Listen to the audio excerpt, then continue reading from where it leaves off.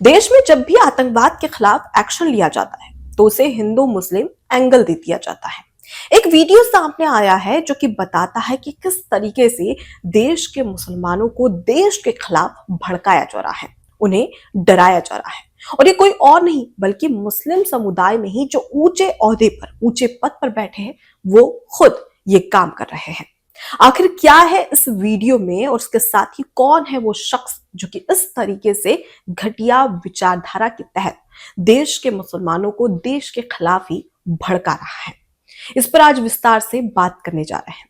नमस्कार, मैं हूं आपके साथ अनुपमा खोबरे और आप देख रहे हैं एबीसी न्यूज। जमीयत उलेमाए हिंद के अध्यक्ष हैं मौलाना अरशद मदनी। उनका एक वीडियो काफी ज्यादा सुर्खियां बटोर रहा है। इस पर सबसे पहले आपको बता दें कि मौलाना अरशद मदनी जो कि एक वीडियो के जरिए एक बड़ा बयान देते हैं। वो कहते हैं कि आजादी के बाद से ही देश में मुसलमानों के खिलाफ एक साजिश रची जा रही है सरकार की ओर से कि वो कभी भी अपना सिर उठा कर ना चल सके, हमेशा उनका सिर झुका रहे। साथ ही वो लीडरशिप यानी कि मुसलमानों को लीडरशिप के तहत एक अलग ही एंगल देने का प्रयास करते नजर आए।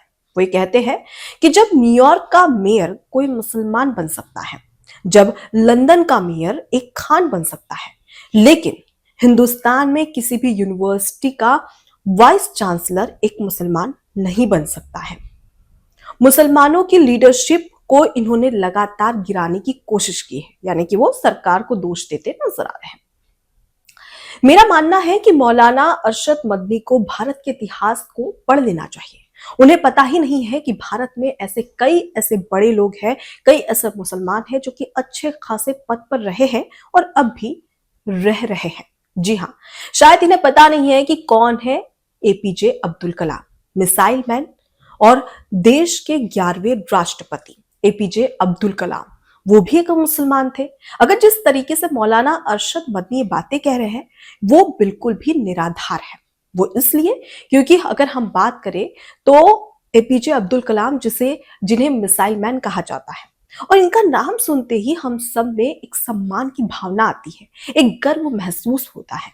तब तो हमने किसी का धर्म नहीं देखा, किसी की जात नहीं पूछी, तो आखिर इस तरीके की गंदी विचारधारा मौलाना अरशद मदनी के दिमाग में क्यों भरी है, जिसके तहत वो देश के तमाम मुसलमानों को भड़का रहे हैं देश के खिलाफ और डराने का प्रयास भी कर रहे हैं।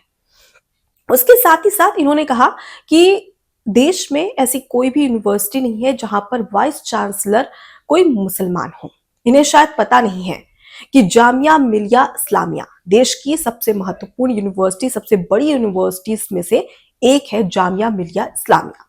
इसके जो वाइस चांसलर है प्रोफेसर मजहर असीफ, ये खुद एक मुसलमान है। फिर आखिर ये किस बुनियाद पर कह रहे हैं कि देश में जो मुसलमान हैं उन्हें गिराया जा रहा है, उनके पैर से जमीन खींची जा रही है या फिर छीनी जा रही है।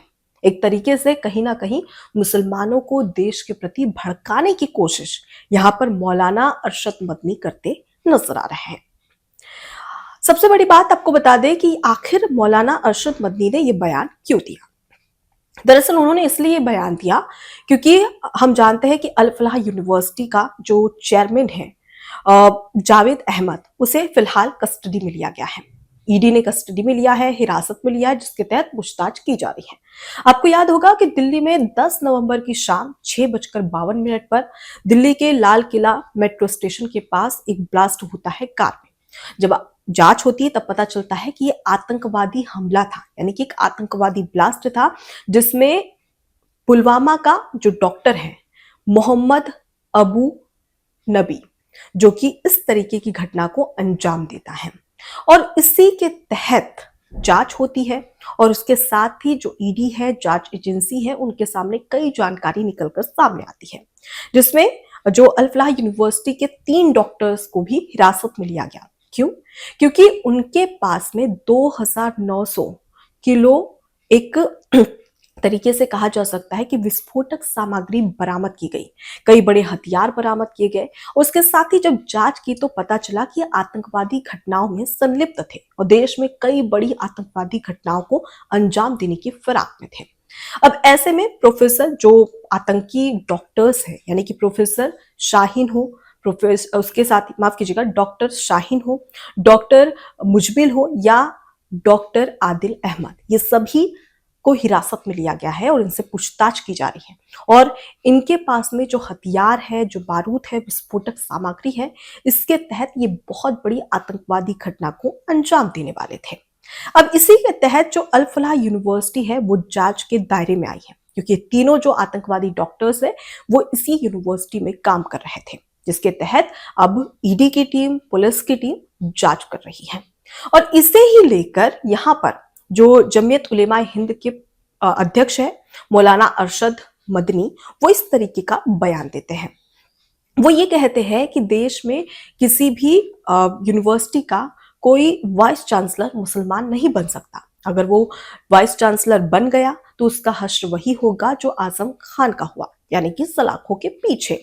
कुछ ऐसा ही हो रहा है अल फलाह यूनिवर्सिटी के चेयरमैन जावेद अहमद के साथ। उसे भी सलाखों के पीछे भेज दिया है और अब वो जेल से कब बाहर आएगा इसका कुछ अता पता नहीं है। साथ ही मौलाना अरशद मदनी ये भी कहते हैं कि देश में, यानी कि भारत में जो मुसलमानों की लीडरशिप है उसको गिराने की कोशिश की जा रही है। अब इसमें सवाल खड़ा होता है कि क्या इन्हें APJ Abdul Kalam, missile man और देश के 11वें राष्ट्रपति के बारे में नहीं पता? राष्ट्रपति जो कि देश का सबसे ऊंचा और सर्वोच्च पद होता है, देश का पहला नागरिक कहा जाता है राष्ट्रपति को, उस पद पर बैठे एपीजे अब्दुल कलाम जो कि एक मुसलमान थे। उसके साथ ही कई ऐसी चीजें हैं जहां पर अच्छे खासे पदों पर मुसलमान बैठे हैं। ये धर्म के आधार पर नहीं बल्कि योग्यता के आधार पर होता है। अगर योग्यता की बात की जाए तो ये जो आतंकवादी 3 डॉक्टर्स पकड़े गए हैं, doctor Shaheen, doctor Muzammil, doctor Adil Ahmed, ये सभी भी तो डॉक्टर्स थे। क्या इन्हें देश में सम्मान नहीं दिया गया था? क्या इन्हें भगवान का दूसरा रूप कहा जाता है डॉक्टर? क्या इन्हें वो पदवी या वो तवज्जो नहीं दी गई थी? लेकिन इन्होंने क्या किया? देश के खिलाफ ही किस तरीके से बेगुनाह लोगों की जान ली जा सके और आतंकवादी घटनाओं को अंजाम दिया जा सके, उसकी साजिश रची जा रही थी। यानी कि जिस थाली में खाते हैं उसी थाली में ये छेद करते नजर आए। सबसे बड़ी बात है कि शायद मौलाना अरशद मदनी को आतंकवादी में एक मुसलमान जरूर नजर आता है, लेकिन एक मुसलमान में आतंकवादी नहीं नजर आता है, जिसके चलते वो इस तरीके के घटिया विचारधारा और एक तरीके से अपने दिमाग में एक गंदा कचरा भरा है जिसे फैलाने की कोशिश कर रहे हैं। जमीयत उलेमा हिंद के अध्यक्ष मौलाना अरशद मदनी जो कि एक बड़े पद पर बैठे हुए हैं, अध्यक्ष है, और वो इस तरीके की अगर बातें करेंगे तो हम बाकी लोगों से क्या ही एक्सपेक्ट करें, क्या ही उम्मीद की जा सकती है। अब आपको ये भी बता देते हैं कि बीजेपी की ओर से बीजेपी के नेताओं ने भी इस पर कड़ी आपत्ति जताई है। उनका साफ तौर पर कहना है कि देश में जो मुसलमान हैं उन्हें डराया जा रहा है इस तरीके के बयान देकर, और उन्हें देश के खिलाफ भड़काया जा रहा है, जो कि बिल्कुल भी बर्दाश्त नहीं होगा और इस पर सख्त कार्रवाई होनी चाहिए। फिलहाल इस पूरे घटनाक्रम को लेकर, इस वीडियो को लेकर और मौलाना अरशद मदनी को लेकर आपके क्या विचार हैं, कमेंट बॉक्स में जरूर बताइएगा। नमस्कार। एबीसी हिंदी न्यूज, आज ही जुड़िए हर खबर के साथ।